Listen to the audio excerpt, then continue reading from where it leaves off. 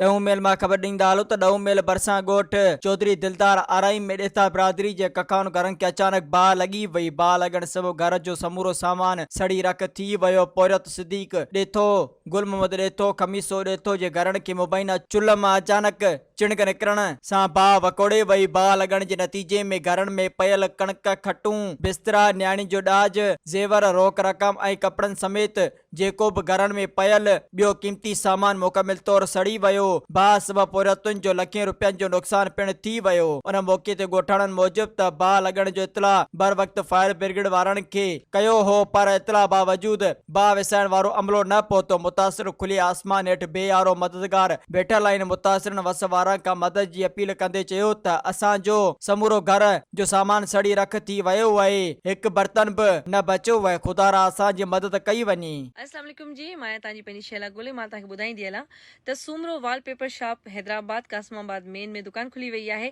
ऐं राब्ते जे लाइ रांझण अली सूमरो। जीअं तव्हां पंहिंजे घर में वॉलपेपर्स वग़ैरह लॻारायो था या डेकोरेशन जो खोड़ सारो कमु करारायो था त यकीनन नंबर ते तव्हां राब्तो। मज़ीद ख़बरनि ऐं तफ़सीलात लाइ विज़िट कयो असांजी वेबसाइट www.awamiNewsHD.com ऐं ॾिसंदा रहो अवामी न्यूज़ HD।